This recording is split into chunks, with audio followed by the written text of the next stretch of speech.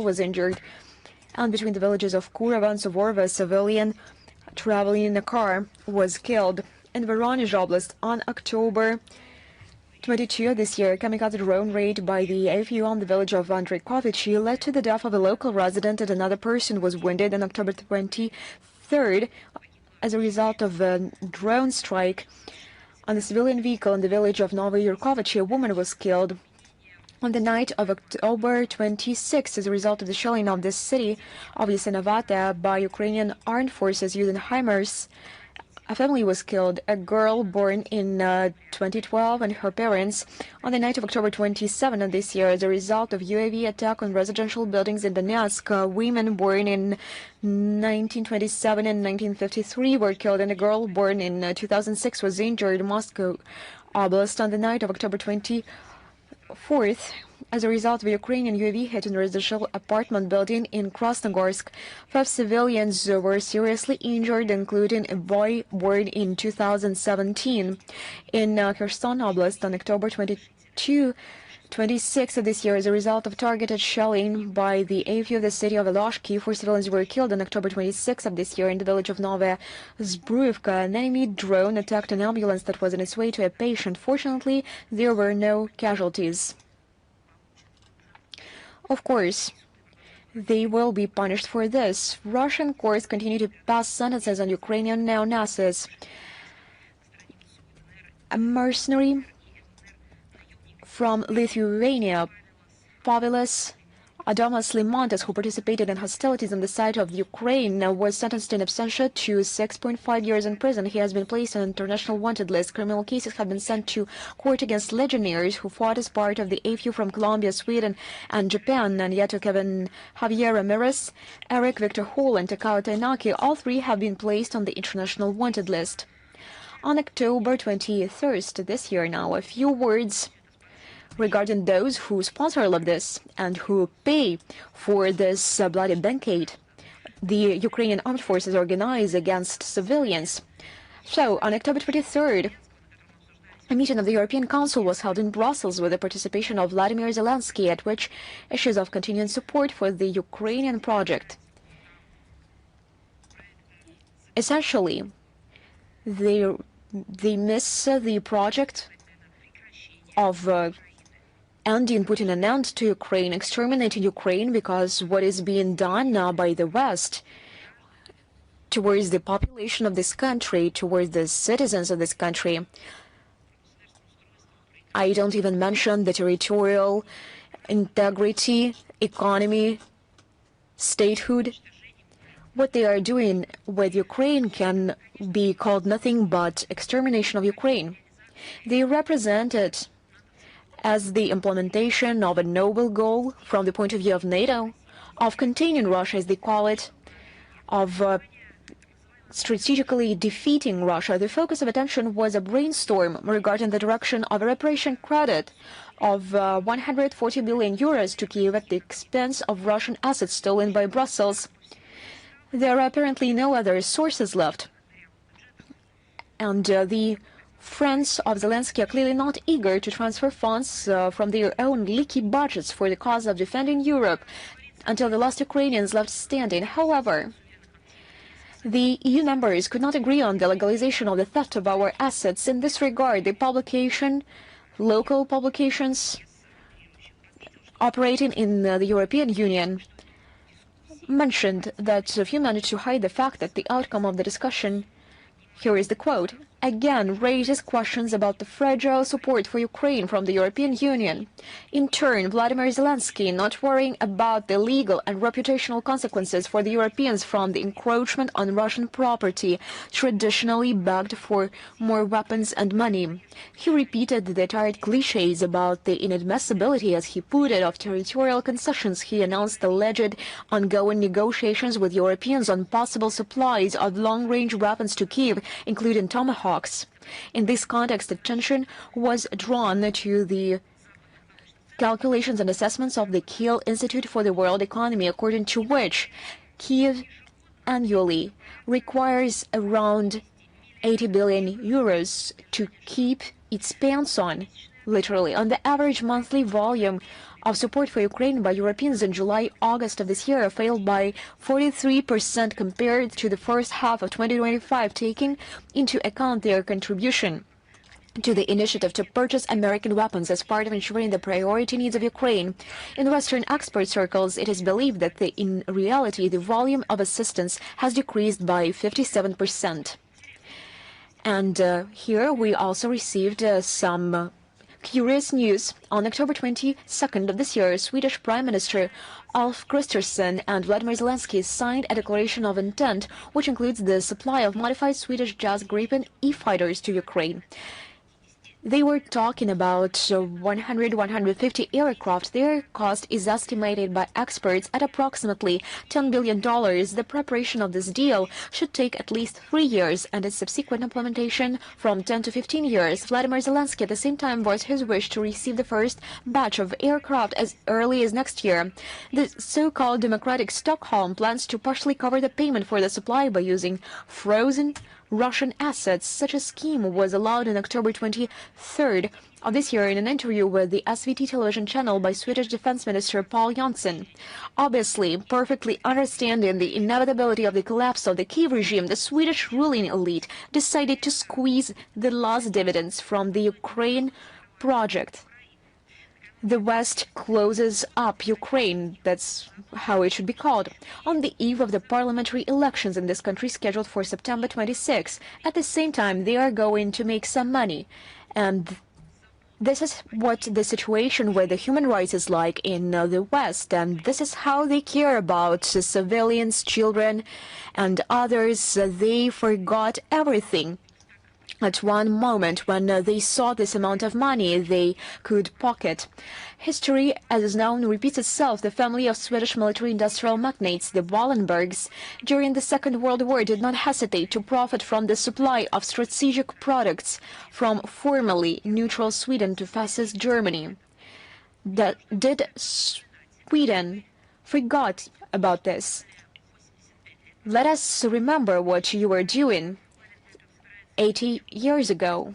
The current generation of Wallenbergs is going to extract benefits from the Ukrainian crisis and dreams of participating in the division of sovereign Russian assets blocked by the Europeans. This is nothing but the Swedish business supporting neo-Nazism.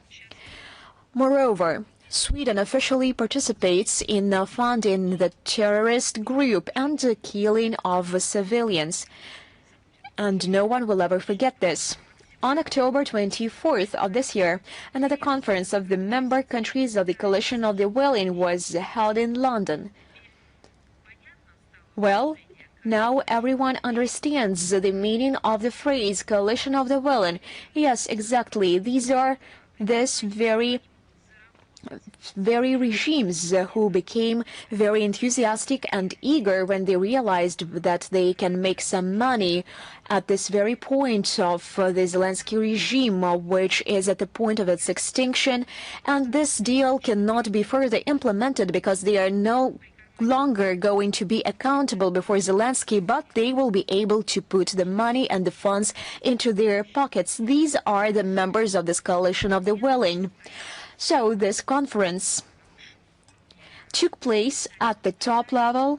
It was co-chaired by Britain and France. However, it was not possible to convene a full-format summit. Many participants, including one of the co-chairs of the event, French President Macron, joined remotely. The hosts of the meeting gave a demonstratively warm welcome to the regular of such gatherings. Vladimir Zelensky could not miss such an opportunity. He was received personally at Windsor Castle by King Charles III with a salute and an inspection of the guards. There was an impression that those were some leftovers from the Trump visit. Apparently, being impressed by all this, the head of the Kiev regime launched into verbiage on the topic of endless terror and ruthless strikes by Russia on the Ukrainian energy system. But there was the slip of the tongue. He also thanked the sponsors for the promises of financial support, but he forgot to mention in London where this money goes and how many children died that are allegedly carried about, due to the reason that those so-called democratic states arm Ukraine and arm Zelensky, send more and more money to Ukraine, to Zelensky. They also provide political assistance. They do this rigorously, without consideration to their own principles. Also, Zelensky spoke in favor of a more substantive diplomacy, which in his view would be realized through political pressure, sanctions, and the supply of long-range weapons to the AFU. I do not know where this diplomacy comes from. I understand that these are empty words for him. I'm just curious. Following the meeting, British Prime Minister Starmer, Macron and Zelensky signed a joint statement which outlined the priority task until the end of the current year. Among them are building up the graduation supply of military products to Ukraine, strengthening its air defense systems, completing negotiations of the use of frozen, in essence stolen Russian assets for the further support of Kiev regime, and continuing work on security guarantees, including the parameters for the deployment of so-called multinational forces in Ukraine after the end of hostilities. And they had a great opportunity of making up things and fancies. But they have no soul in the common understanding of the world. As the discussions in London showed, the coalition of the willing is increasingly shifting the focus of its attention from purely military assistance to the topics of using financial and economic levers of pressure on Russia. Experts rightly noted that the attempts of the willing to find ways to help Vladimir Zelensky and at the same time to profit from the immobilized Russian assets and the income from them prove that the resources of the European sponsors of the Kiev regime are running out. This is also confirmed by the discussion that has begun among the generous allies of the idea to lay a hand on private assets of Russian origin in the amount of about 25 billion euros frozen in European banks. Against this background, Russia's objective approaches to resolving the Ukrainian crisis on the basis of eliminating its root causes are meeting with ever wider understanding from foreign leaders and politicians. Support for our peaceful aspirations is invariably expressed by colleagues from the countries of the global South and East. Increasingly clear are the just reproaches addressed to the European Union countries which are preventing the negotiation process and contributing in every possible way to the escalation of the conflict. With similar condemnation addressed to those Eurohawks, Hungarian Prime Minister Viktor Orban and member of the U.S. House of Representatives Anna Paulina Luna have spoken out in recent days, including other public figures. And speaking about historical facts, on October the 28th, we marked the 81st anniversary of the liberation of Soviet Ukraine from the German fascist invaders was celebrated.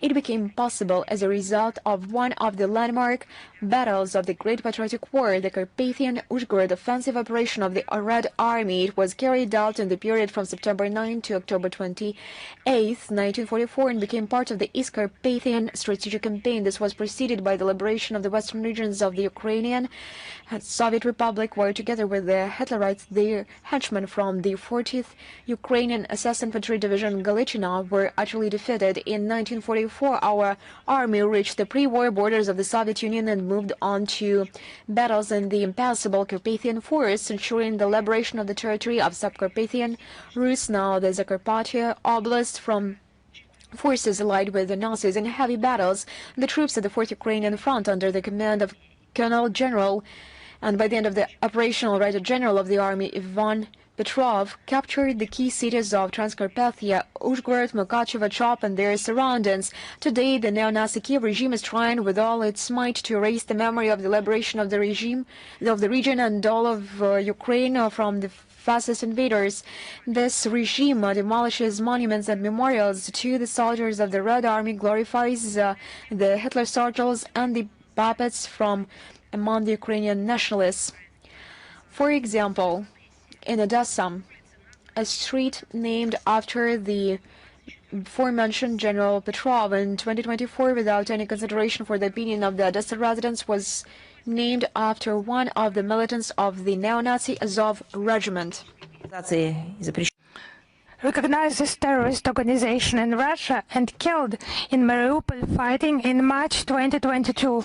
You should remember that manipulating history is fraught with serious consequences, namely the repetition of these lessons. As the Ukrainian experience testifies, attempts by the Kiev regime to impose distorted historical interpretation invariably lead to tragic consequences. They face not only internal rejection within the society, but also the determination of civilized countries to defend the truth about the Second World War and the Great Patriotic War.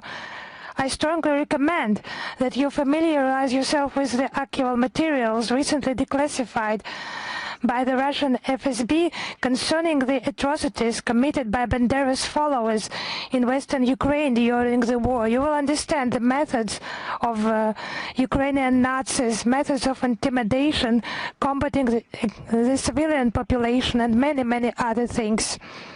We will never forget that during the liberation of the Ukrainian Soviet Socialist Republic, more than 2.5, even more, 2.5 million Red Army soldiers. During the German fascist occupation, more than 10 million people were killed there, and another 2.5 million were forced into slavery.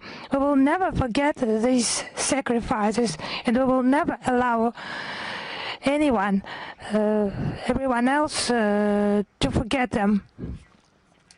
We have repeatedly mentioned that Zelensky deprived of Ukrainian citizenship the mayor of Odessa, Gennady Trukhanov. The pretext was allegedly the Ukrainian citizenship that he kept. Russian citizenship that he kept. The data was provided by Ukrainian Forces General Lysak, and they started fighting memorials, and Trukhanov counted that. A monument to Pushkin was actually closed there, and there is another session of General Conference. This General Conference is, as usual, silent. Maybe when they gather in Samarkand, representatives of the organization of UNESCO that deals with cultural heritage, they will think about what is happening nearby, actually. We will repeat that fact. We will do our best for official documents about those atrocities to be tabled for the officials who must deal with that, but for some reason they do not deal with that. I would mention Yanina Sokolova,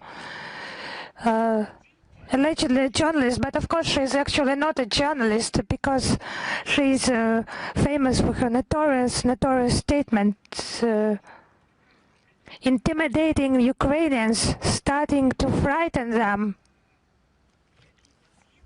with the consequences regarding their move to new Russian regions. They should just decide for themselves. But she intimidates them. This caring Ukrainian journalist, she has invented that they could be beaten, killed, or forcibly mobilized, as she put it, into the DPR volunteer army. So maybe she has mixed something, confused. Forced mobilization is underway where? In Ukraine, I would remind you. She has just forgotten what is happening in her own country. It's just some gap in her memory. The failed forced mobilization of working age Ukrainians. And she has forgotten to mention the overwhelming corruption, destruction in Ukraine, also in the context of this failed mobilization and mass repressions against citizens who just demonstrate some smallest attempts to ask a question. Based on those arbitrary actions, they observe such personalities are just totally hateful to those who are their compatriots and who they're just trying to finish, to destroy them. And now they're jealous of people building their new life. Even those people who are no longer part of Ukraine. Yes, Russia's new regions and other regions of Russia, they suffer from the terrorism of the Kiev regime, but the rate of their development is just cannot be imagined by that Ukrainian dictatorship and its sponsored. Massive construction is underway. Thousands of houses, schools, hospitals and other social sites are being restored. Hundreds of roads and communication sites are being built. Parks, memorials, public spaces are being reconstructed and built. Yes, they are on the front line, they are being shot, but they know they will win. And they know their life will be dignified. And they know they have made the right choice. And the more the Kiev regime shoots them, the more it enshrines in their conscience the knowledge that they are right, that their choice is right. Assistance is provided to families, to elderly people, education is developed. In Donbass and Novorossiysk, the residents are confident in their prosperous future despite all the difficulties. It cannot be said today about common Ukrainians, whom the Zelensky regime has literally sentenced to being expendable for his interests. The Ukrainians are just purifying, cleansing the territories from their own population, torture, kill civilians, unarmed civilians, those who they call their compatriots. The mentioned facts, of course, confirm the relevance of the tasks of denazification and demilitarization of Ukraine and the elimination of threats from its territory. All these goals, as repeatedly mentioned by Russian leadership, will be achieved. The neighboring Moldova. We have repeatedly highlighted the alarming trends in this country, the glorification of Nazi collaborators and downplaying the heroic feat of the Red Army soldiers who have sacrificed their lives to free the Republic from German Nazi invaders. Romanian Nazi collaborators are honored, the Georgian ribbon is banned, the broadcasting of patriotic films is banned, and it is also obvious in the school program there is a textbook that is called The History of Romanians and World History for the 12th grade students. It extols the dictatorial regime of Ion Antonescu and the so-called noble goals regarding Moldova, while the Soviet Union is baselessly accused of expansionist aspirations.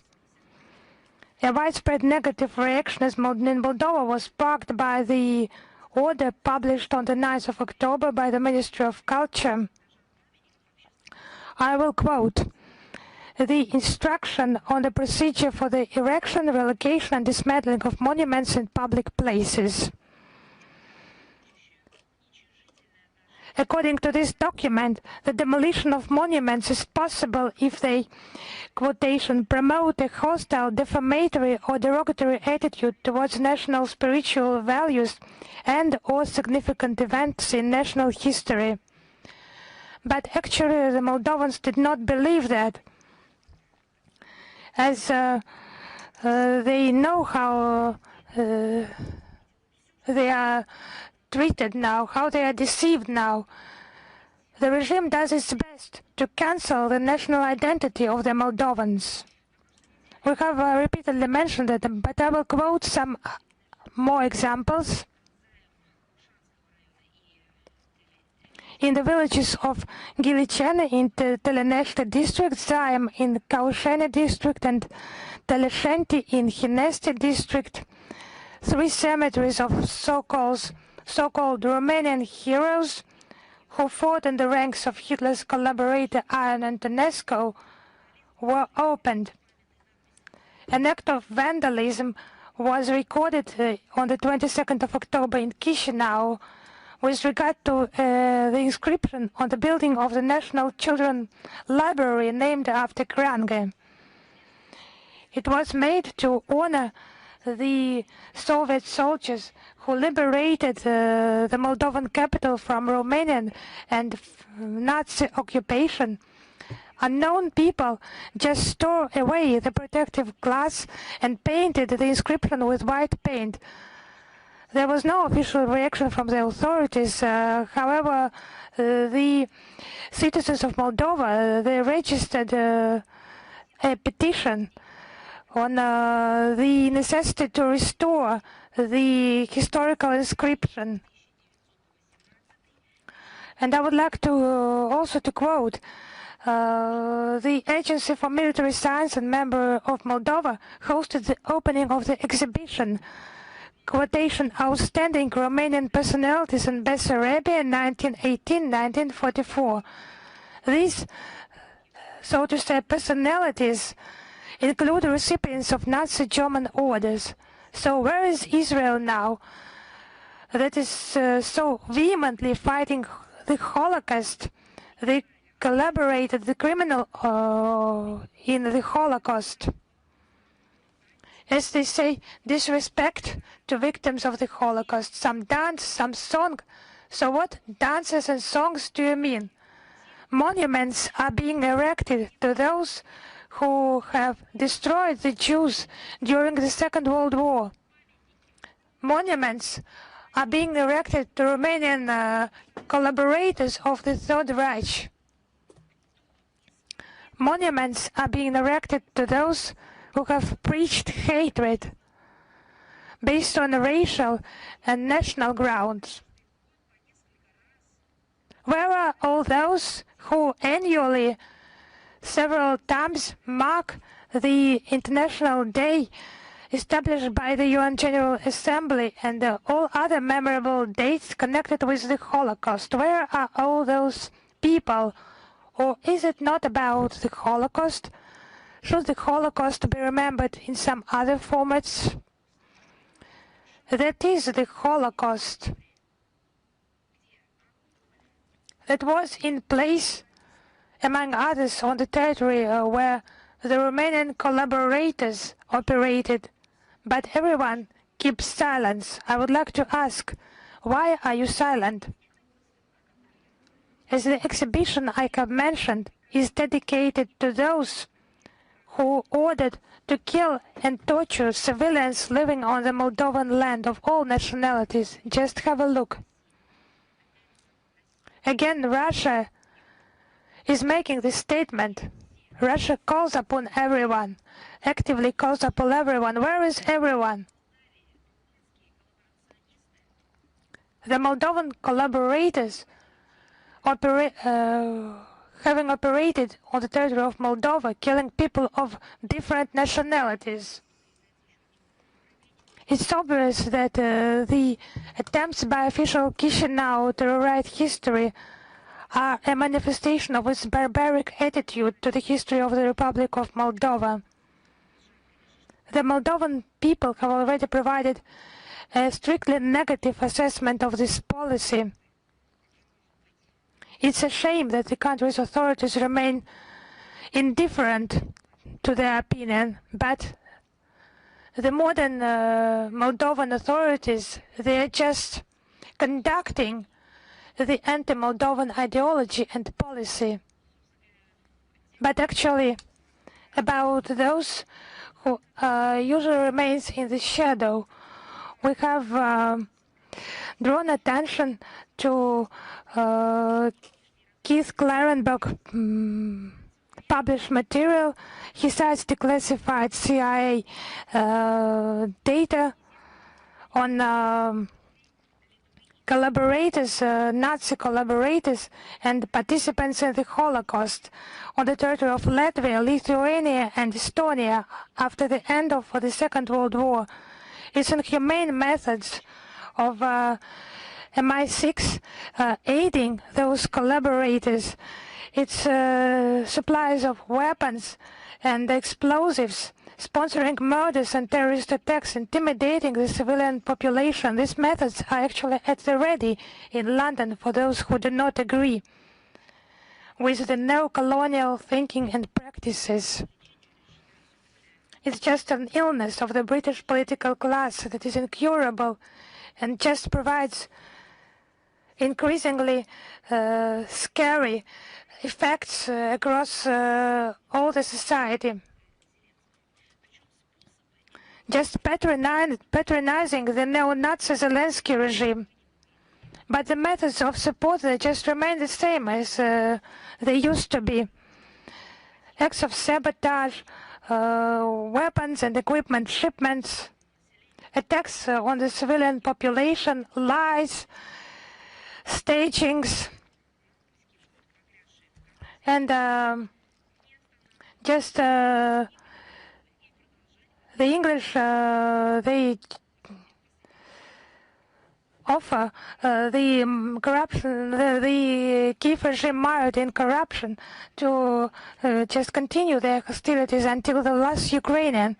And just remember actions by Boris Johnson giving advice. And they should not forget about the lessons of history. Just let us remind them. They consider their sponsors to be just expendable material, which they are ready to easily discard once they have served their purpose. And one more, Keith Clarenberg, one more quotation from Keith Clarenberg material. The Forest brothers were destroyed, and that is the fate awaiting other destructive projects by London. I would like to mention the Israeli Parliament, the Knesset, approving in preliminary reading the draft on the annexation of the West Bank territories. Both documents were introduced by opposition deputies, and in accordance with the current regulations, they have 3 more readings ahead of them. The Office of the Prime Minister of Israel called this step a deliberate political provocation on the part of political opponents, and Netanyahu himself instructed the members of the ruling coalition, this is the direct quote, to suspend the promotion of the draft laws until further notice, end of quote. We hope that the matter will not come to the final approval of the draft laws, otherwise it will not be possible to avoid a new dangerous escalation of tension both in the occupied Palestinian territory and in the Middle East region as a whole, and the international peacekeeping efforts promoted with considerable difficulty and aimed at reducing confrontation will be undermined and thrown far back. We emphasize once again that a solution to the Palestinian problem can be achieved only through political and diplomatic means. We see the main task today in ensuring sustainable peace in the region and creating the necessary conditions for establishing direct negotiations between the Palestinians and the Israelis on all issues of final status. Their logical outcome is intended to be the creation of an independent, territorially integral Palestinian state coexisting in peace and harmony with Israel. Just recently, the General Assembly of the United Nations voted on the so-called anti-Cuba policy of the United States against Cuba. We welcome the almost unanimous adoption by the 80th session of the UN General Assembly on October 29th of this year of the annually submitted by Havana resolution necessity of ending the economic, commercial, and financial embargo imposed by the United States of America against Cuba. 165 states voted for it, 7 voted against, and 12 abstained. Russia, in its traditional vein, actively supported this document and made a corresponding statement during its consideration. The adoption of this resolution once again demonstrated the decisive condemnation by practically the entire world community of Washington's unilateral restrictive measures against Havana, which grossly violate the fundamental principles and norms of international law and prevent Cuba's full participation in international and regional cooperation, and also encroach on the inalienable right of Cuban citizens to a dignified life. The American blockade of the Island of Freedom is a long-standing sanctions war unleashed by the United States against Cuba to achieve its main goal, the overthrow of the government it dislikes, and is a vivid example of treacherous interference in the internal affairs of an independent state. It is no secret to anyone that these illegal unilateral restrictive measures are designed, among other things, to intimidate other states that would like to develop mutually beneficial cooperation with Cuba. The economy of the island is suffering colossal losses from the American embargo from March 2024 to February 2025. The damage caused to it by the blockade increased by 49% compared to the previous similar period and amounted to more than $7.5 billion US, exceeding the huge damage caused to the country in 2023 by $2.5 billion US. The total losses for the entire history of the embargo have reached more than $170 billion US. If not for the blockade, Cuba's GDP could have grown in 2024-2025 by 9.2%, which is one of the highest growth rates in the Western Hemisphere. All this affects the well-being of Cuban citizens, representing a major barrier to the full realization of human rights in Cuba, primarily in the areas of healthcare, education, energy, and food security. We are confident that the fraternal Cuban people, despite all of Washington's efforts, will continue to courageously and cohesively resist the challenge. In connection with the actions of the U.S. aimed at tightening economic pressure on Havana, we reaffirm our position in favor of the immediate exclusion of Cuba from the odious American list of state sponsors of terrorism. This country has an impeccable reputation as an active participant in international cooperation in countering terrorism. Guided by the fundamental principles of the United Nations Charter, we will continue to advocate, together with the world majority, for the complete and unconditional lifting of the embargo, as well as against the preservation of Cuba on the specified list of states. We will continue to provide support in the struggle of the leadership and the fraternal people of Cuba in the name of protecting state sovereignty and to consistently strengthen the Russian-Cuban strategic partnership in the widest range of areas in accordance with the agreements reached during the talks held in May of this year between the President of the Russian Federation, Vladimir Putin, and the President of the Republic of Cuba. Yesterday, Pochta Russia, on October the 29th, issued the postal marks depicting the consulate generals in Istanbul, the diplomatic missions in Uruguay, and others. All these buildings which are depicted on these stamps represent the historical value, and they all are together issued with Marco since 2023. The history of the Russian embassy in Berlin dates back to early 18th century during the Second World War. This building was demolished afterwards. Another building was erected. It was solemnly opened in 1852. The embassy of Russia in Uruguay, located on the Boulevard of Spain, is a classic example of the architecture of its time, and this building is an integral part of the cultural landscape of Montevideo. The Consulate General's office was built in 1845 in Istanbul. This is the palace which became the symbol of the imperial power and the symbol of friendship between the two maritime states. On October the 29th, the Municipal BRICS Forum started its work. It brought together many guests and partner states of the association. The opening ceremony and plenary session were attended by the Deputy Minister of Foreign Affairs, Sherpa of Russian BRICS, Sergei Rabkov. In recent years, conditions have been developing for an increasingly active development of interaction with foreign countries at the inter-regional and intermunicipal levels. Joint initiatives of our regions contribute to the preservation of historically established and the establishment of new ties and supplement the agenda of interstate relations with relevant content. We consider international cooperation at the local level as a valuable instrument for ensuring the foreign policy interests of our country. That is why the BRICS International Municipal Forum is a key platform for the exchange of experience and best practices in the field of local self-government among the participating countries, where representatives of municipalities can share successful practices and find joint solutions to common problems in the field of sustainable urban development, digitalization of municipal services, and improving the quality of life of citizens. By tradition, the event is held in St. Petersburg, which is one of the leaders in the numbers of external ties. More than 100 agreements on cooperation with municipal entities of foreign states, including with the BRICS member countries. Their number is steadily growing. New agreements are being concluded with states that are friendly or constructively disposed towards Russia, and corresponding roadmaps for their implementation are being developed. On the sidelines of the forum, the second module of the International School of Municipal Leadership will be held, organized with the assistance of the administration of the President of the Russian Federation and Gimao University, within which topical issues of the development and coordination of interregional and intermunicipal ties, project cooperation, attracting investment, and strengthening contacts with regions of friendly countries will be discussed.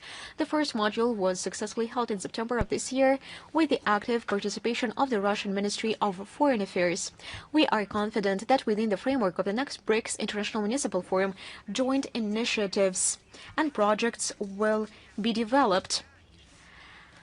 205 years ago, on October 25, November the 6th New Style, in 1820, Emperor Alexander I approved the statute for the consuls of His Imperial Majesty residing in Europe and America, which for the first time in the history of Russia systematized and detailed the activities of Russian consuls abroad. The need to develop a normative act that replaced the previously existing disparate instructions and directives arose in connection with the active expansion of the Russian consular presence abroad during the turbulent period of the Napoleonic Wars and after their end.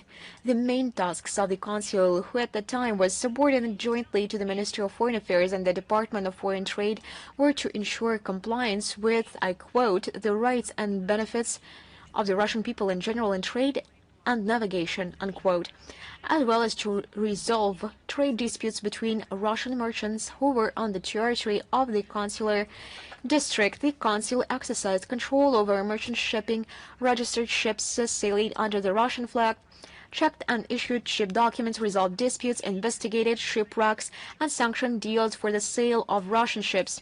He also collected and regularly sent to the center systematized information on the state of trade and economic relations with the host country. The duties of the consul included providing comprehensive assistance to compatriots, primarily from among merchants and seafarers, which included both consulting and legal support as well as direct care for their well-being. For example, he was obliged to facilitate the provision of quality medical services to them.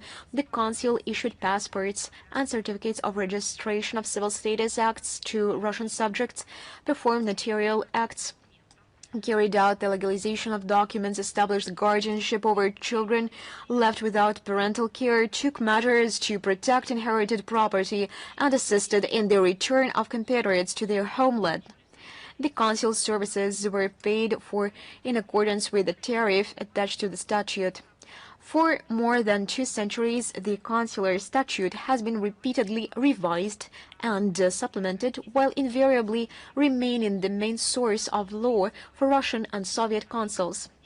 The basic principles and directions of consular activities outlined in the very first statute remain relevant today, having found their reflection in the current federal law of July the 5th, 2010, entitled Consular Statute of the Russian Federation. One more announcement. From November 4th to November 6th, Doha will host the World Summit for Social Development, Second World Summit for Social Development. It will take place there. The event is timed to coincide with the 30th anniversary of the World Summit for Social Development in Copenhagen, which defined the global tasks in the field of poverty eradication, promotion of full and productive employment, and encouragement of social integration. The current summit is intended to play a key role in assessing progress and addressing gaps in the designated areas, as well as in promoting comprehensive approaches focused on people's interests. The political declaration, the adoption of which is intended to be one of the main outcomes of the meeting, is aimed at achieving these goals. The Russian delegation will be headed by the Ministry of Labor and Social Protection of the Russian Federation, Anton Kotikov. It will also include representatives from the Ministry of Health, the Ministry of Culture, the Ministry of Foreign Affairs, as well as the All-Russian Union, Federation of Independent Trade Unions of Russia. The Russian side expects a constructive and interested dialogue with the forum participants on the entire spectrum of social development issues. On November 6th and 7th, the annual Yalta International Forum for Just World Order, New Tasks for Russia and Crimea will be held in Moscow. The event is organized by the Council of Ministers of the Republic of Crimea for the participation, the permanent representation of the Republic of Crimea under the President of the Russian Federation. The forum's agenda provides for the discussion of topical problems of regional and international development and is focused on solving practical tasks for the further disclosure of the large-scale potential of Crimea and increasing its investment attractiveness. Within the framework of the event, the 10th International Conference Crimea and the Modern International Context, the Russian Status of Crimea as an Indicator of Changes in World Politics, a meeting of the International Association of Friends of Crimea, and a session, Economic Partnership of the Republic of Crimea and the Republic of Belarus. Crimea, the southern seagate of the Union State, will be held. Leading experts, scientists, representatives of government bodies and public figures from Russia and foreign countries and members of the International Association of Friends of Crimea will take part in the forum. Now about a very important date. As you know, since 2005, Russia has celebrated National Unity Day on November the 4th. This holiday was established in memory of the liberation of Moscow by the People's Militia from Polish interventions in 1612. It has a deep historical and cultural context, reminding us of the value of unity, the importance of protecting the fatherland, and preserving traditional Russian spiritual and moral values. At all turning points in the thousand-year rich history of Russia, it was the unity of its people. It was the key to glorious victories, the key component of the successes of the Russian state. Together, we are strong, thanks to the enormous intellectual and creative potential of our people, people who are talented and who love their country, who sincerely wish to bring benefit to their people. On this day, we remember the heroic deeds of our ancestors who united to defend the motherland, regardless of their origin, religion, and social status. We remember those people who demonstrated heroism, courage, and patriotism. This holiday has a special meaning for the participants of the special military operation. Every day, they perform heroic feats in the name of the glory of our fatherland. On behalf of the Ministry of Foreign Affairs, we know that we do not say and send congratulations in advance, but nevertheless, we always convey our emotions. We always share significant and important words on the eve of such important holidays as the Unity Day. That is why we will do this once again on November the 4th, but I would like to sincerely congratulate our soldiers there at the front line and wish them good luck at their daily heroic deeds, at their very important and dangerous mission. We wish you to come back with a victory, safe and sound. We do love you sincerely. We are with you and you are with us, and we all are together. This is what this holiday, the Unity Day, is about. The world understands sovereign strong Russia is the most important factor in the formation of a new multipolar world order reflecting the interests of all mankind, and not just a handful of countries of the Golden Billion, as they call themselves. Our country is always open to cooperate with those who are sincerely interested in doing so. Today, when some are trying to build, I do not know, dividing lines, new walls, they are digging pits.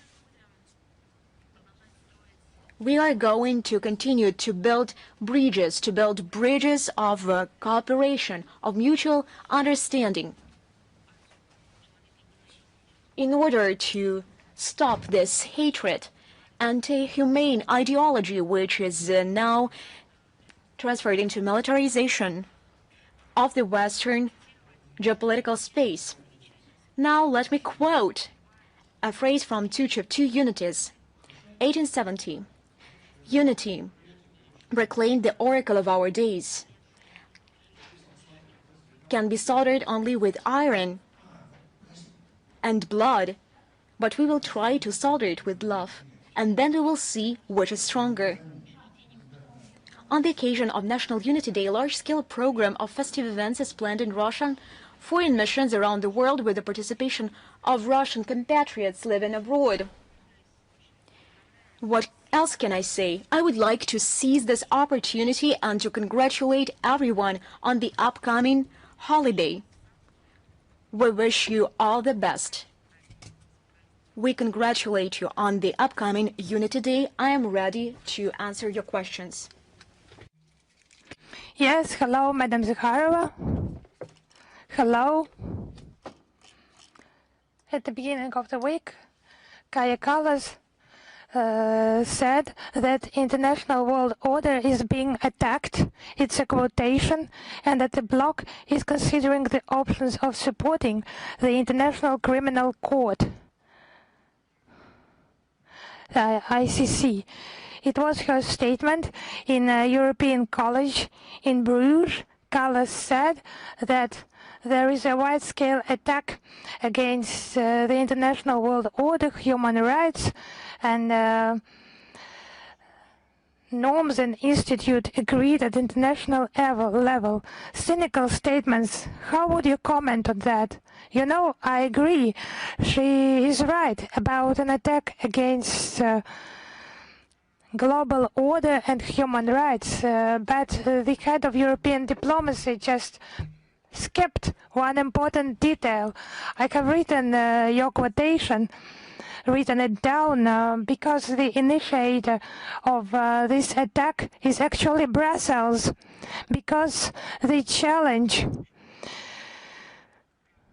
the national world order by their desire to unilateral hegemony.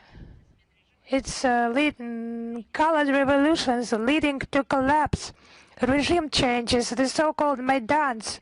Who was behind that? Who gave the money? Who trained those public representatives, so-called, in Poland, in the Baltic states, in the camps? Who trained them?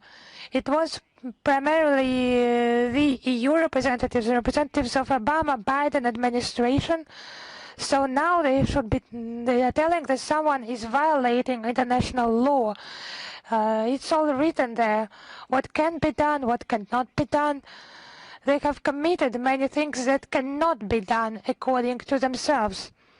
It's just strange to hear such things from Kallas, who is inventing illegal schemes to confiscate Russian assets, promoting new packages of illegal anti-Russian sanctions, and this frenzied anti-Russia, Russophobic rhetorics.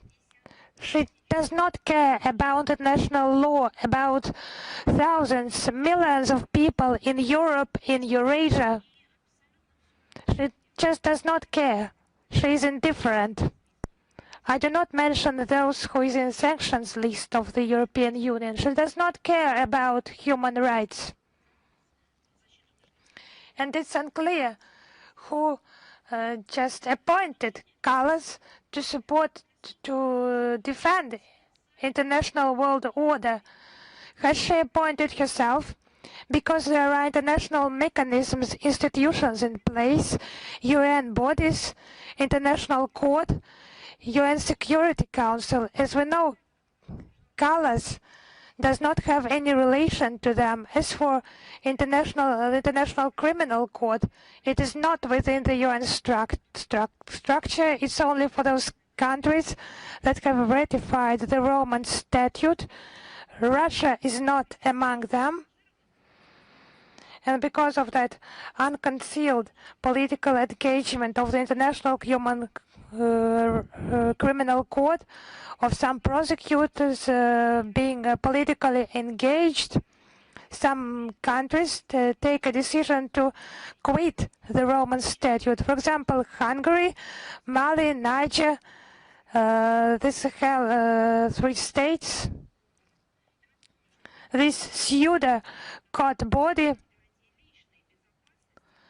and they failed to provide guarantees of personal security to Netanyahu, who is under the International Criminal Court arrest. Maybe Callas will deal with her own EU members, have a meeting, just consider them, consider their behavior, maybe let them develop their unified stance, and then she will go on to teach others. For example, Polish Prime Minister Sikorski just saying that he is ready to arrest and to provide him to The Hague. So how is the Sikorski statement, how does it correlate with international law?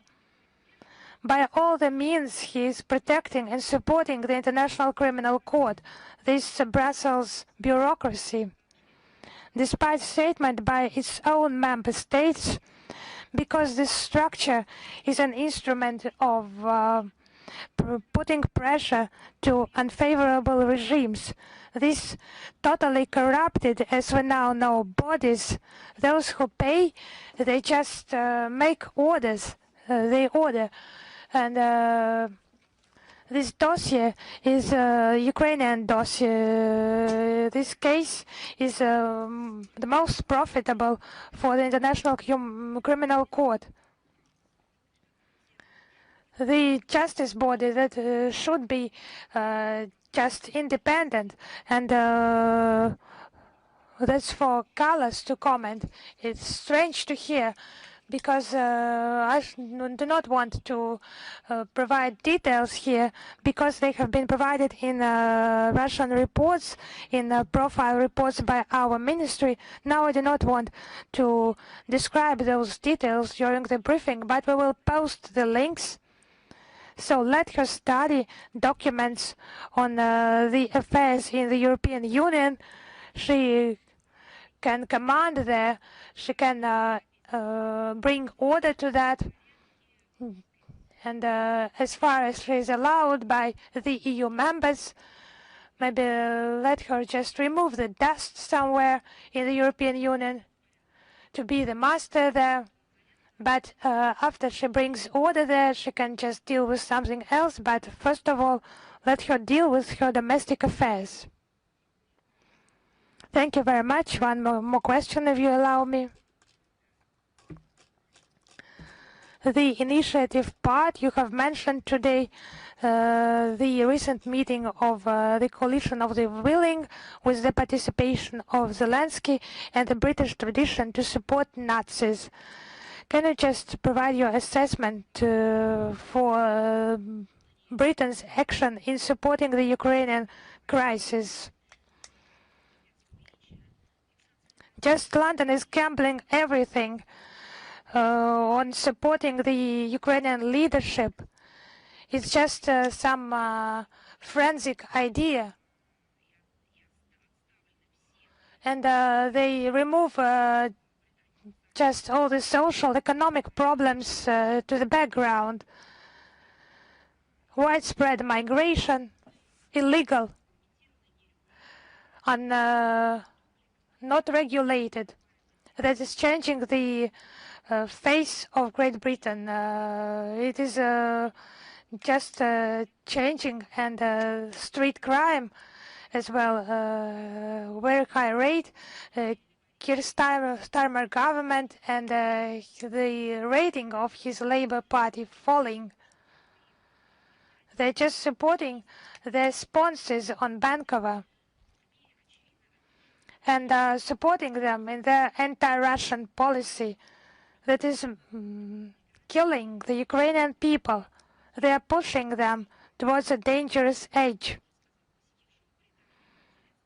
Zelensky has visited Great Britain in October. He was received by Charles III in Windsor Castle, honoring Zelensky. There were parade procedures, as if he came with some historiographical purposes.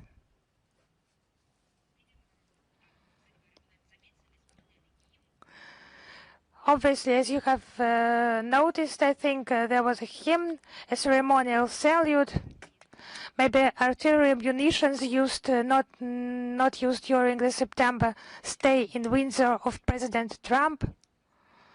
Actually, Zelensky was just invited for some leftover. And the assistance to Kiev regime just forgetting that it's not about some public figures, but about a terrorist cell. London is just supporting the topic of intervention in Ukraine and hindering peaceful settlement for the Kiev regime to carry on with the war, as Boris Johnson used to promote.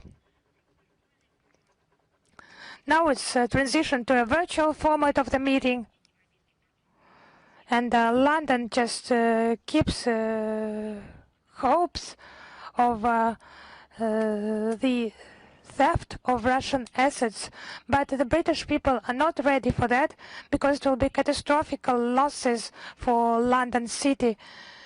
They just think that someone else will do that. It's just their tactics to provoke and then to say that they are not engaged in it. It's classical tactics of the English politics.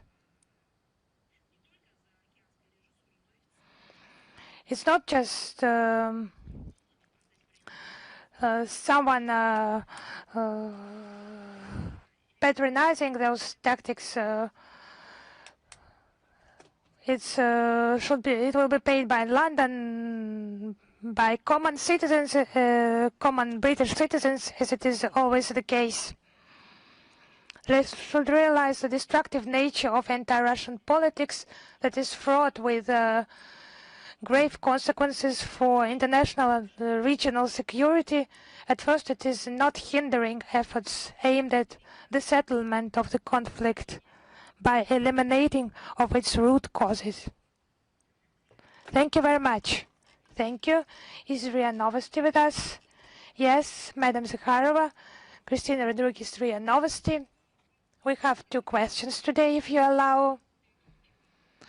I will move on to the first question. How would you comment on the information that has appeared in the media that the illegitimate high representatives of Bosnia and Herzegovina, Mr. Schmidt, is soon to leave his post and pass on his duties to someone who will be approved by the UN Security Council?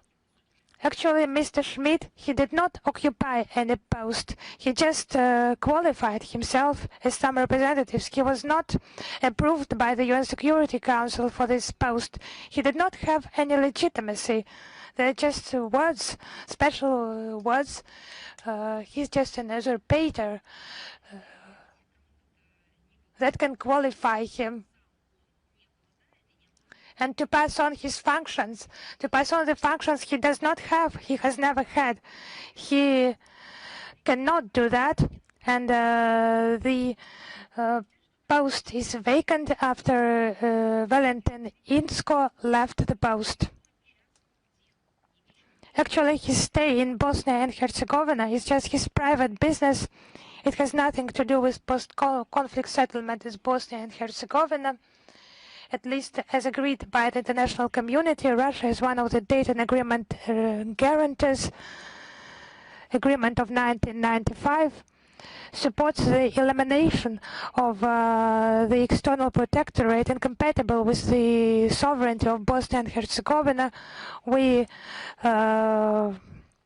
stand for the entire responsibility for the fate of the country and its people, equality and equal and respectful dialogue. Thank you very much. Thank you very much. My second question, if I may. Russia has made considerable efforts to establish the facts of the staged incident in Bucha. As far as I know, in the context of the investigation of this provocation, you have repeatedly sent relevant inquiries to the UN Secretariat. I would like to know how you received any response. As you know, this issue is regularly raised and controlled by Sergei Lavrov. During his contacts with UN officials, including Secretary General Guterres, he not only regularly talks about this, but also conveys the corresponding letters. What is our permanent mission to the United Nations in New York does. We continue to seek a substantive response from the UN Secretariat to Russian inquiries regarding the provocation in Bucha in April 2022. In particular, we insist on the provision of a nominal list of the names of the people whose bodies were shown in the Western media footage, the British in particular, that went around the world. And they were represented as civilians killed in Bucha, and accusations were voiced towards Russia and Russian military. So far, we have seen, only to put it mildly, an evasive reaction from UN officials to proposals for constructive interaction with Moscow. We call on the representatives of the World Organization to abandon the actual connivance with the Ukrainian staged incident. Not only Ukrainian, I mean the western part of Ukraine, which was aimed at discrediting our country.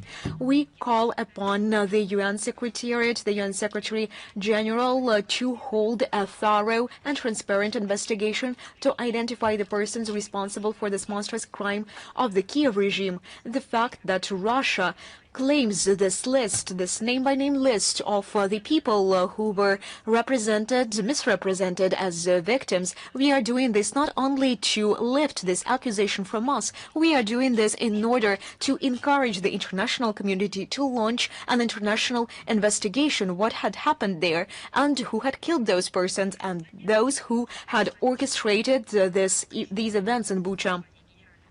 The other day, Sergei Lavrov sent another message to UN Secretary General on this topic, and we await their reaction once again. Thank you very much. Izvestia, are you with us? Good afternoon, Madam Zakharova. We have two questions today, if I may. My first question, Trump, in a conversation with journalists, distanced himself from the topic of the seizure of Russian assets by European Union countries to help Ukraine, saying that he's not involved in this. In your opinion, can the statement reason with the leaders of the European Union to stop their gangster actions? The main inspirer of the sanctions pressure on Russia, as is known, was the administration of former U.S. President Biden, with its active support along. And before that, under Obama administration, the Biden was the part of, as a vice president, more than 10 years ago. Obama stated that the Russian economy is in tatters, and they are trying to demolish and to undermine Russian economy again. With its active support, a law on peace through strength in the 21st century was adopted in the U.S. in April 2024, containing a mechanism for the confiscation of Russian sovereign assets. The goal was to push, or rather to provoke, other Westerners, primarily the European Union, to confiscate our state reserves. Let me remind you that the sanctions of the European Union of 2014 were adopted under the pressure of the United States of America, and personally, the then Vice President of the Obama administration, Biden, he was the Vice President at that time, he said that that was something he was particularly proud of. He made everything personally to make European Union adopt those sanctions against Russia.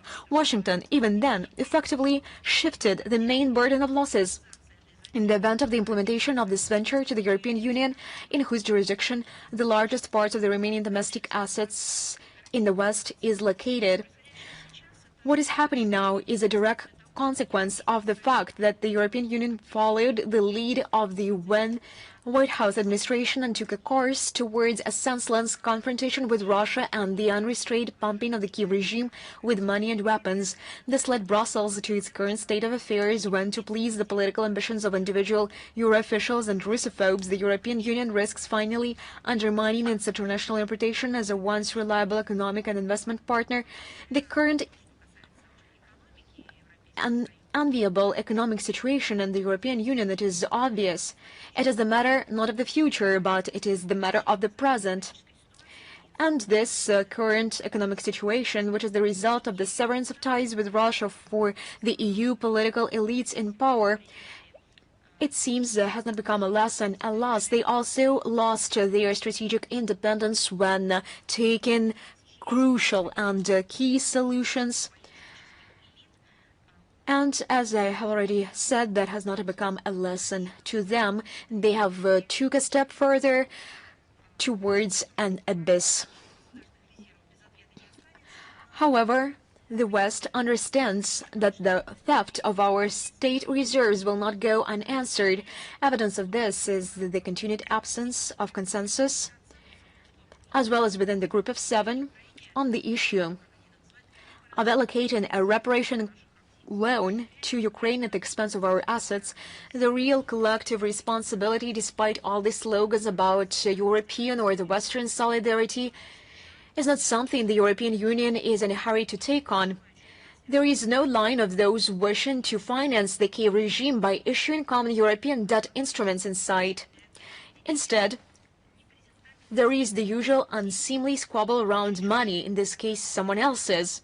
For this association where everyone defends their own interests and where those who have nothing special to lose in this situation, they shout the loudest. They have nothing to lose, as we know. This perseverance is worth of better application, and the EU members continue to finance both the Kiev regime and their own and foreign defense concerns, are increasingly reminiscent of a company that has been partying for too long in a restaurant, and they understand that they have been brought the bill for several times, but they have no money and they don't know how to cancel it. Once again, we can warn the European Union from the theft of sovereign Russian assets. It will not get additional funds, but serious long-term problems. Thank you, Madam Zakharova. My second question: what actions on the part of the United States became the reason for the denunciation of the plutonium disposition agreement? As you know, on October 27 this year, the President of the Russian Federation, Vladimir Putin, signed Federal Law number 379 on the denunciation by the Russian Federation of the agreement between the government of the Russian Federation and the government of the United States of America on the disposition of plutonium, declared as plutonium no longer required for defense purposes, its handling and cooperation in this field, and the protocols to this agreement. This agreement has lost its relevance, its effect, and the protocols to it were suspended by Russia back in 2016. This was caused by the unfriendly actions of the United States and Washington's attempts to change the procedure for the disposition of plutonium prescribed in the agreement without obtaining consent for this from the Russian side. Not one of the conditions outlined by Russia in 2016 for the resumption of this agreement has been met, and this is a clear fact. We qualified these actions as destructive And these destructive actions contributed to the general aggravation of the military-political situation in the world. Moreover, the United States unilaterally abandoned the strategy for the disposition of plutonium agreed upon with the Russian side and resumed the production of plutonium bits for its nuclear warheads. As a consequence, Russia decided to complete the process of terminating cooperation with the United States within the framework of the agreement. This is a signal that any attempts to undermine Russia's military-political interests and to unilaterally revise the terms of international agreements concluded between our countries will receive a firm and consistent rebuff. We have repeatedly mentioned, but if you ask us to do so, I repeated this. Thank you very much. Archie, are you with us? Good afternoon. Good afternoon, Madam Zakharova. Good afternoon, colleagues. So we have two questions today. Donald Tusk stated that Ukraine has the right to attack targets associated with Russia anywhere in Europe. He made this statement shortly after a Polish court rejected Germany's request for the extradition of a Ukrainian diver accused of involvement in the bombing of the Nord Stream gas pipelines. How would you comment on such rhetoric from Warsaw and the situation surrounding the investigation of the sabotage in the gas pipelines? As for the investigation of the terrorist attack on the Nord Stream 1 and Nord Stream 2 gas pipelines over the past 3 years, the German authorities have not fulfilled any of our requests for legal assistance and have rejected the initiative of Russia and a number of other countries to conduct an independent, open and objective international investigation under the auspices of the United Nations. The investigation into the circumstances of the pipeline bombing, despite the assurances of the German authorities of their intention to find the culprits, has grotesquely turned into support for the Kiev terrorist regime. And of course, the position of Poland is even more shameful. The Polish authorities demonstrate complete disregard for the norms of international law and directly express encouragement for acts of terrorism if only it harms Russia. From their point of view, you have already mentioned Tusk. He is a prime minister, after all, not an observer who can talk nonsense and bear no responsibility. He is the key figure in his country, entitled with a particular mandate and particular responsibility which it entails. He wrote on social media, I quote, "The problem with Nord Stream is not that it was blown up, but that it was built." I'm wondering, I'm just curious. And those people who die in terrorist attacks, is he going to have the same linguistic phrasing towards them? The Deputy Prime Minister and Foreign Minister Sikorsky, after the decision of the District Court in Warsaw to refuse to extradite the Ukrainian Vladimir Zhuravlov, suspected of the bombing, said that he feels pride in the Polish court, which did not consider this sabotage against the invader and a crime, and this is a direct quote. A very curious logic. So, we see if a grouping, a band, an organization declares, or just for itself, considers Poland to be an invader or a country that does not fit into regular norms, everything that this group will be doing on the territory of Poland will not be considered as a crime. What can we say about this, and how should we treat this? For our part, we will do everything to prevent this unprecedented terrorist act against an object of cross-border underwater civilian infrastructure from being swept under the carpet with all our resources and opportunities. My second question, if I may. You know, there is another point in this regard. Speaking about the statement made by Tusk and other Polish politicians, let alone the moral and ethical part of the question, there is a legal part of the question. This is a terrorist act. They can consider this to be nothing wrong. They can consider this to be a positive thing. This is another story. This is a different story. But indeed, in reality, there is a violation of legitimacy and the right. There used to be the facility of infrastructure. There were contractors, and all this was demolished after all. This all requires investigation. Perhaps following the investigation, those who ordered and those who perpetrated this action, I now quote, the Polish representatives, perhaps then now the Polish government will give them an award. But let's find them first and foremost. I suggest that we should find them. We should identify the perpetrators and then give the Polish government an opportunity to honor the perpetrators, the so-called heroes. Speaking about those who ordered this terrorist attack, Biden himself said that he would do everything possible to suspend this infrastructure project from functioning. This statement was a public confirmation of his intention. We should identify those who perpetrated, who sponsored and supervised all those happening, and afterwards each and every legal entity, international organization will give corresponding assessments of those activities. Some would say that those are criminals, and worse, or perhaps will award and honor those perpetrators. Just do not get in the way of finding these so-called Polish heroes. Let's find them first and foremost. My second question, if I may. The mayor of the Armenian city of Gyumri, Verdan Gukasyan, detained on the 21st October on the allegations of corruption. There is a new criminal case initiated against him, this time for statements in favor of Armenia being part of the allied state with Russia. They are regarded as calls for seizing power and overthrowing the constitutional order. How can you comment on that?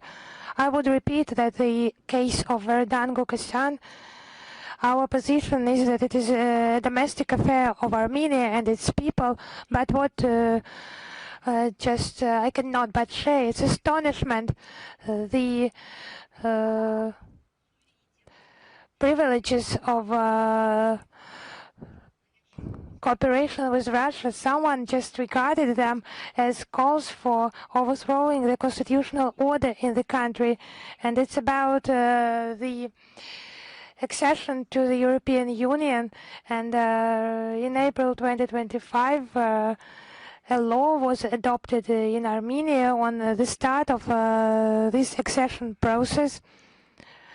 Maybe let them just qualify this action somehow. It's just restriction of sovereignty, and it's said directly in that law. There is no different reading of that. The accession to the European Union, they should abandon part of their sovereignty. For example, in taking foreign policy decisions, they demand their candidates, even at initial stage, just not member countries, but candidates, to sanction those who the European Union has qualified as its enemy, and so on and so forth. Of course, it's abandoning the sovereignty in the sphere of law, monetary policy, migration regime, and many, many other spheres. But for some reason, they do not mention any criminal liability, criminal cases for supporting EU aspirations. There is no such cases in Armenia, but if there is already such a practice in place, like regarding the statements of some public figures for calls for deprivation, alleged deprivation of sovereignty in Armenia, so other calls, other statements should also be considered, because we are convinced that It's just normal. It's healthy practice, cooperation with neighboring states in any democratic society. And I hope that the legislative legal bodies of Armenia will avoid politicized approach in their duties. As Verdan Gukasan said, I have written down a quote. Armenia being within the allied state with Russia, because Armenia is member of CSTO, other alliances with Russia have mentioned not only problems but bonuses that the Armenian people receive. Is it normal statements or not normal? I would like to understand that as well. Thank you very much. Thank you. Is Xinhua with us? Yes, hello, Madam Zakharova. In November in Shanghai, there will be the 8th China International Import Expo. What are your expectations of the coming expo and the participation of Russia in it? What do you think about cooperation, taking into account the growth in sanctions, unilateral restrictions, and other trends in global economy? Thank you. You're talking about the 8th. Could you please repeat once again? Import Expo. Yes, I have understood. This year, despite any restrictions, these stricter measures by Washington regarding tariffs, other restrictions, sanctions, despite them, we just record the growth in trade with China because widespread export expansion. The trade turnover growth is a consequence of the Chinese production sector growth and redirection of goods to alternative export markets just give us some ground to forecast the positive trends staying. This is a key role in preserving stability worldwide. The 8th Expo is just a major trade forum. We know about the demands in China, demand for our agricultural products, high-tech equipment for Russian businessmen. Business circles, this platform will provide additional opportunities for demonstration of their achievement, expanding business links with China, looking for reliable partners, accessing international markets. So we hope that this event will succeed. Thank you very much. Is News.ru with us? Yes, we are here. We have 2 questions. Hungary has initiated the creation of tripartite alliance with Slovakia and the Czech Republic. It's about an attempt to protect from the US pressure because Washington is calling upon abandoning Russian hydrocarbons. Do you think this alliance has any chance to succeed?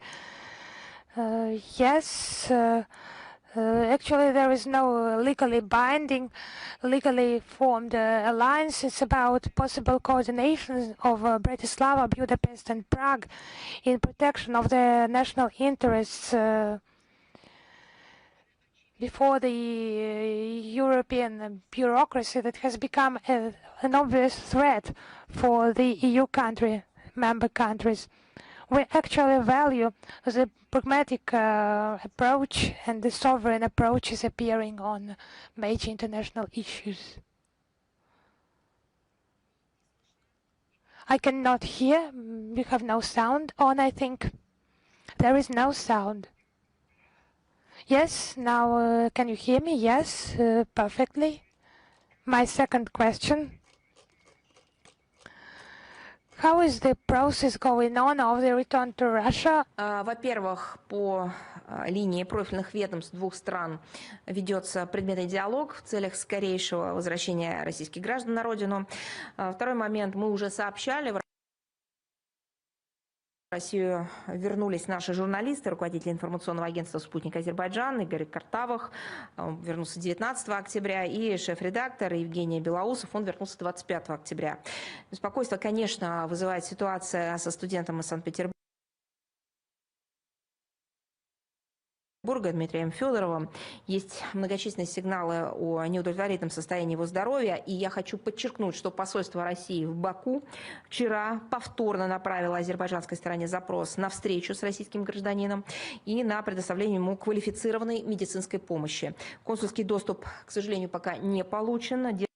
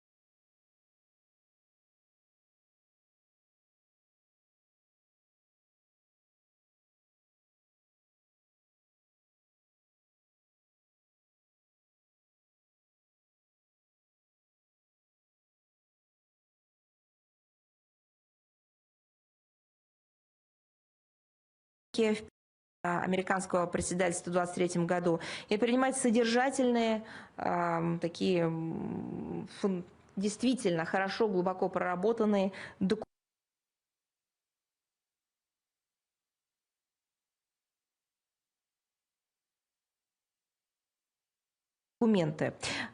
Поступательно развивается и проектная деятельность форума, она неизменно направлена на решение разнообразных практических задач, которые способствуют повышению региональной связанности.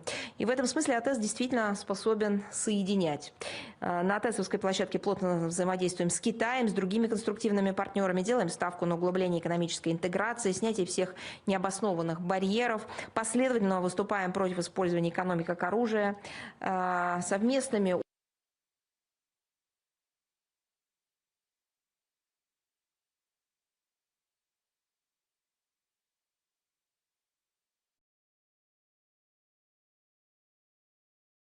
усилиями препятствуем попытке отдельных западных делегаций привнести в повестку форума непрофильные политические сюжеты.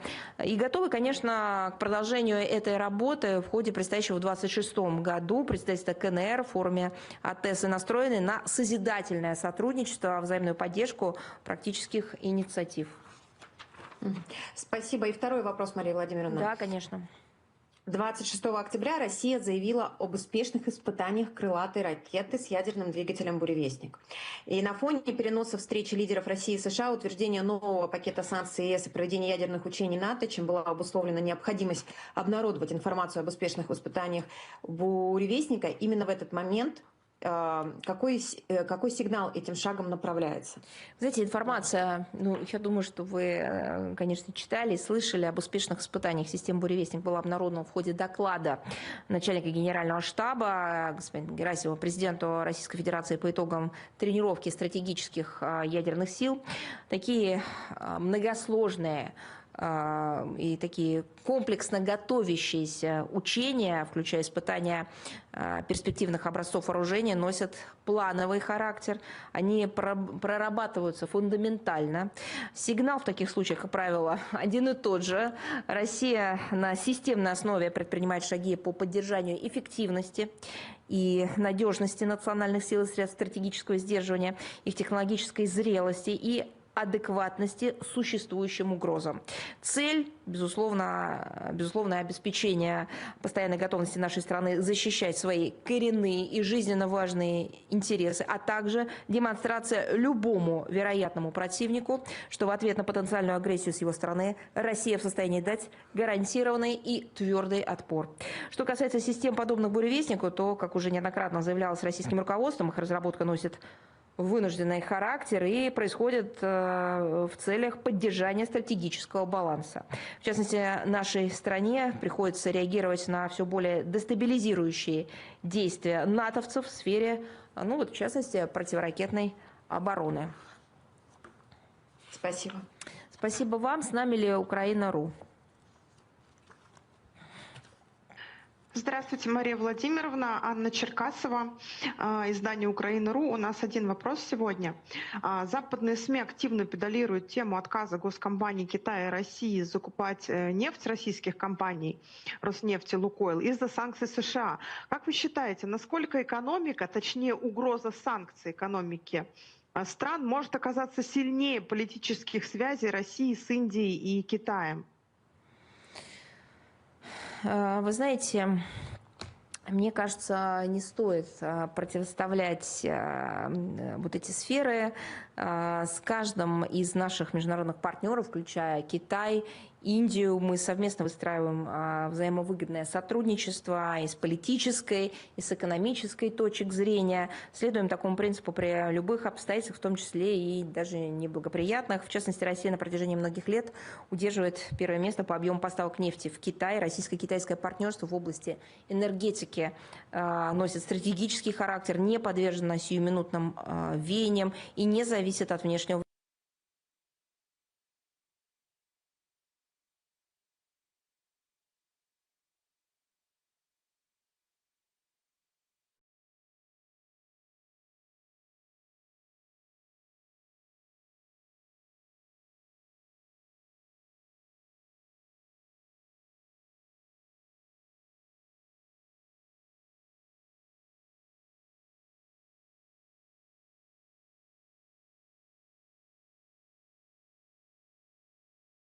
Они намерены продолжать развивать и углублять сотрудничество на благо народов наших стран.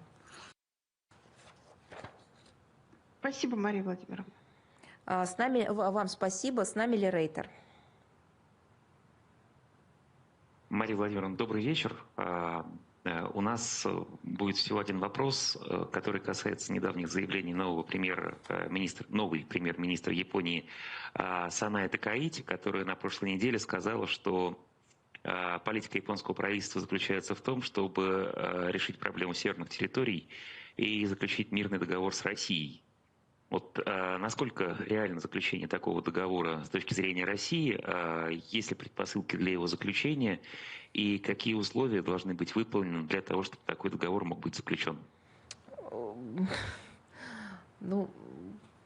Конечно, хочется задать вопрос, почему вас это волнует, но, может быть, какая-то островная солидарность, я не знаю. Хорошо, пусть это останется риторическим вопросом. Вы знаете, честно говоря, я не увидела ничего нового в этих высказываниях. Уточнила у экспертов, они тоже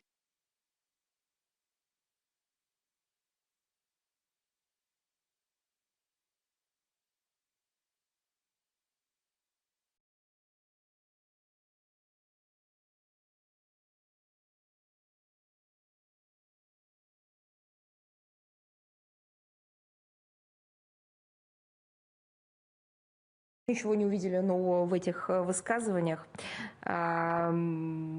И, в принципе, ничего нет нового в политике японского правительства в отношении России. Мы не услышали в ходе выступления в парламенте премьер-министра Такаити. Ничего там нового не прозвучало. Вы знаете, у нас есть наш принципиальный подход. Вот он как бы тоже, наверное, прозвучит не ново. Мы неоднократно об этом заявляли и раньше. Путь к возобновлению диалога с Японией откроется только после деятельного отказа Токио от антироссийского курса, нацеленного на нанесение нашей стране и ее гражданам ущерба, как там придумали, да, что нам будет какое-то там поражение, ущерб наноситься. Вот от этого они должны отказаться. Это к вопросу о предпосылках или о, так сказать, тенденциях, атмосферах и так далее. Потому что ведь именно такая недружественная линия завела двустороннее сотрудничество в тупик. Но линия эта была недружественная и тупиковая с японской стороны, не с нашей.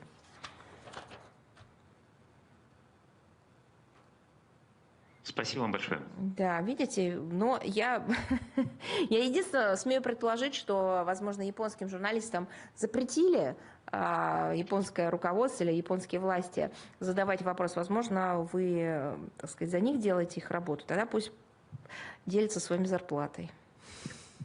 Спасибо. Спасибо вам. С нами Лиана Далу. Да, здравствуйте, Мария Владимировна. Здравствуйте. У нас сегодня вопрос. Недавно министр иностранных дел России Сергей Лавров сказал, что Россия готова предоставить гарантии безопасности, гарантии ненападения странам НАТО. Не могли бы вы подробнее рассказать, о чем идет речь и идет ли тут речь о заключении какого-то нового соглашения? Да, могу. Сейчас, одну секунду. У нас оперативно поступают новости. Да. Так, мы исходим из необходимости формирования архитектуры безопасности на всем пространстве Евразии, а не только в отдельных регионах нашего континента. Собственно, как и сказал министр иностранных дел России Сергей Лавров в своем выступлении 28 октября на Минской конференции, международной конференции в Минске по евразийской безопасности. Безопасность либо будет всеобщей, либо ее не будет вообще. Мы считаем, что евразийская безопасность